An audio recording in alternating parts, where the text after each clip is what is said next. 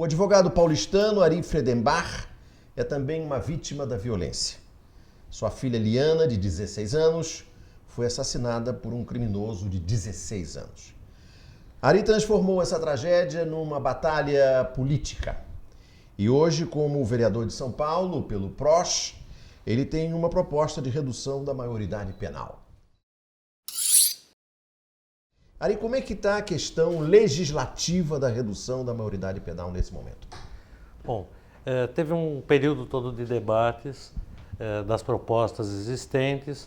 A princípio, a maioria na comissão especial formada para discutir a maioridade penal tinha uma posição... Na Câmara dos Deputados? Na Câmara dos Deputados em Brasília, tinha uma postura favorável à redução da maioridade penal aos 16 anos para todos os casos.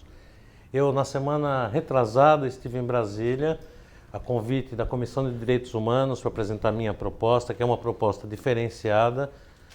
Tive também na Comissão de Educação e acompanhei a votação do relatório na quarta-feira da semana retrasada em Brasília, que votou um relatório que, na verdade, não ficou o que eles pretendiam a princípio. Quem? Eles... O pessoal mais radical? A gente tem uma bancada mais radical que domina bastante o debate. Chamada bancada da bala. A grande parte da bancada da bala, com toda a sua truculência possível, e mais alguns apoiadores, tinham uma postura favorável à redução da maioridade penal aos 16 anos. Para qualquer crime? Para todos os crimes, colocando os menores nos presídios de forma indiscriminada, que é um dos pontos que eu tenho debatido muito, rebatido, e sou radicalmente contrário a essa proposta como estava sendo colocada. Foi aprovada o relatório que foi aprovado na comissão especial, que agora vai a plenário, é um projeto que reduz a maioridade penal apenas para os casos de crimes hediondos. Que são? Homicídio, latrocínio, estupro, sequestro e tráfico. Na minha proposta, que eu venho encaminhando já há mais de 11 anos, Paulo, é para que menores de idade, independente da sua idade, respondam criminalmente pelos seus atos apenas para os casos de homicídio, sequestro, latrocínio e estupro. Para esses casos, o que eu defendo é que eles sejam responsabilizados criminalmente e, se condenados, cumpram pena numa unidade prisional administrada pela Fundação Casa. Jamais, em hipótese nenhuma, colocar um menor de 16 anos num presídio. Você não inclui entre esses crimes o tráfico? O tráfico. Por que não? Porque, pela nossa legislação atual, é considerado traficante desde o aviãozinho do tráfico até o traficante que importa drogas. Então, eu tenho muita preocupação de a gente começar a colocar jovens que são usados pelo tráfico num presídio e transformar isso como um crime hediondo. Se a gente tivesse uma distinção na legislação do que é o aviãozinho do tráfico para o traficante importador de drogas, aí eu acho que poderíamos enquadrar. Então, para entender, você colocaria, digamos, preso, entre aspas, na Fundação Casa, os que cometerem crime de homicídio, sequestro, latrocínio e estupro. Para esses casos, independente da idade, a partir dos 12 anos, que é quando começa a funcionar o ECA, né? A partir desse momento, qualquer um desses, nessa idade, qualquer idade... ECA é o Instituto da Criança e do Adolescente. Estatuto da Criança e do Adolescente. Qualquer um nessa fase, dos 12 aos 18, que cometam um desses crimes, eu defendo que responda criminalmente com uma redução de 1/3 a 2/3 da pena aplicada ao maior. Tá? Por que dessa redução? Porque quando ele é jovem, quando a gente está falando de tempo para um jovem, não é a mesma coisa do que para um adulto de 40, 50 anos. Então eu acredito que uma punição efetiva entre 1/3 e 2/3 da pena aplicada ao maior para o menor nessa unidade separada é uma pena importante, que vai se penalizar, vai haver o castigo e um período suficiente para se pensar numa ressocialização desse jovem. Então vamos pegar esse exemplo de um jovem de 16 anos que cometa um homicídio. Ele seria conduzido à Fundação Casa e lá dentro ele pagaria a pena correspondente ao homicídio. Correspondente ao homicídio, com essa redução que eu estou falando de 1/3 a 2/3, mas numa unidade separada dos demais jovens que estão internados na Fundação. Entendi. Seriam unidades específicas para esses dos 12 aos 18 que cometam um desses crimes. E quem é, por exemplo, como no caso do homicida da sua filha Liana, um psicopata, o que acontece com ele? O que acontece, assim, hoje em dia, o que acontece é uma situação gravíssima. O Estatuto da Criança e do Adolescente, ele é omisso quando fala do menor psicopata. Não existe nenhum artigo no Estatuto da Criança e do Adolescente que se fala o que fazer com o psicopata. Então, o que acontece hoje, ele é colocado em convívio com todos os menores dentro de uma unidade, ou prisional. Seja, mas nos dias de hoje, numa unidade da Fundação Casa qualquer, e contaminando todo um ambiente de ressocialização, porque é uma pessoa que não tem condições de conviver com os demais internos. Então, é urgente que se faça uma alteração do Estatuto da Criança e do Adolescente, prevendo uma unidade separada, um hospital psiquiátrico, uma unidade num hospital psiquiátrico para menores psicopatas. Não é possível a gente imaginar que ele possa conviver com os demais menores internos. Né? Claro.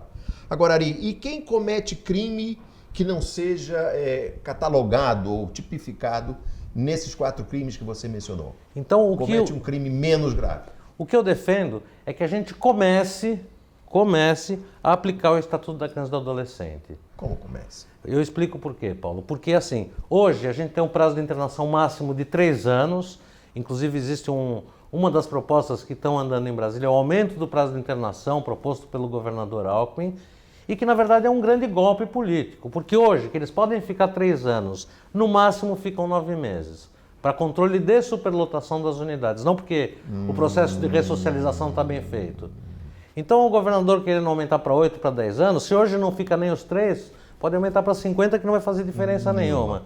Então, é isso. E o dado que eu estou te trazendo, Paulo, de 9 meses de internação, quem me passou foi a presidente da Fundação Casa. Quer dizer, não estou tirando... Não é uma hipótese. Não é uma hipótese. A presidente da Fundação Casa me disse claramente, prazo máximo de internação, média de 9 meses, para os casos mais graves, e não porque o processo de ressocialização se tenha terminado em 9 meses. É controle de superlotação. Então, esses que não cometeram homicídio, latrocínio, sequestro, esses que cometem crimes menos graves, acontece o que com eles? Eles vão para a Fundação Casa e deveriam ficar, dependendo do caso, da gravidade, até 3 anos internado, com um processo de ressocialização. Eu acho importante a gente também dizer as coisas boas que são feitas. São Paulo hoje é um exemplo para o país em termos de aplicação do Estatuto da Criança e do Adolescente. Não é o perfeito, tem muito para ser aprimorado, mas ainda assim nós temos unidades. Hoje o padrão Fundação Casa, quando passou de FEBEM para Fundação Casa, não foi uma simples mudança de nome. Hoje o padrão de atendimento são unidades menores para até 56 internos. Eu estive visitando a Fundação Casa. São unidades que conseguem... Quantas unidades há em São Paulo, na cidade? Não sei te responder, Paulo, eu não me lembro do número. Mas são dezenas? É um número grande de unidades. O que se procura é colocar o jovem numa unidade próximo da família, para ele não perder o vínculo familiar.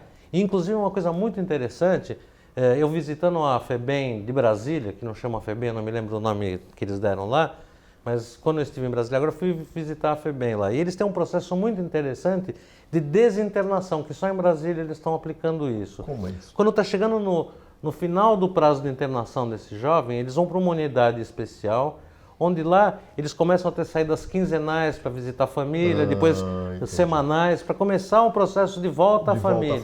Que é muito interessante, que eu acho que ajuda muito no retorno à sociedade. Agora, diante do estágio hoje de aprovação dessa providência de redução da maioridade penal, eu me lembro aqui uma frase do presidente Lula que eu acho muito feliz. Ele diz que querem botar na cadeia aqueles que deveriam estar na escola. Diante da fase atual de aprovação do projeto, qual a chance dessas suas ideias serem incorporadas à solução final? Olha, Paulo, assim, Realisticamente, assim, acho que já foi um passo muito grande essa mudança do que se pretendia aprovar, que era a redução da maioridade penal para os 16 anos, ou seja, você colocar qualquer ato infracional de maior ou menor gravidade internado não, preso numa prisão de maiores de idade, o que seria uma catástrofe.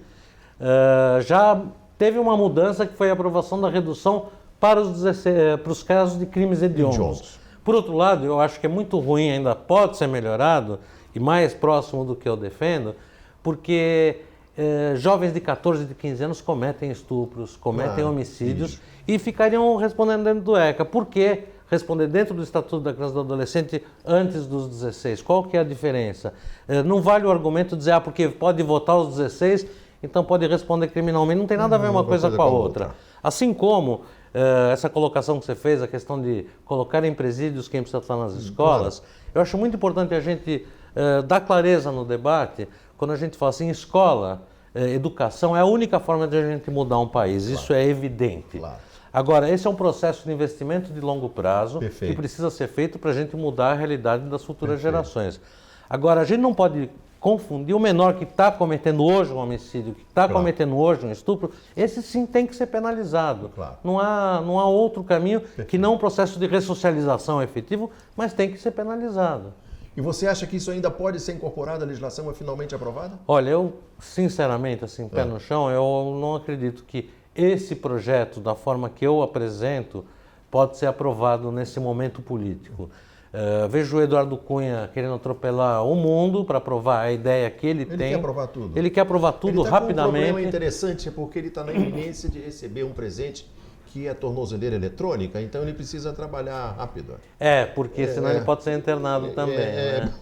O Ari, vamos tratar rapidamente de um assunto que chama muita atenção, é uma iniciativa sua também, que é a ideia da Guardiã Maria da Penha. O que você fez com esse programa Guardiã Maria da Penha? Bom, Paulo, esse projeto maravilhoso... Esse você já aprovou? Esse está aprovado, na verdade, não foi nem... funcionando? Funcionando. Foi feito um decreto-lei pelo prefeito Haddad, quando eu, junto com o ex-secretário de Segurança Urbana, Roberto Porto, levamos para ele essa ideia. Ele fez um decreto-lei, colocou em prática esse projeto maravilhoso que tem custo zero para o município e tem dado um resultado de quase 100%. O que é?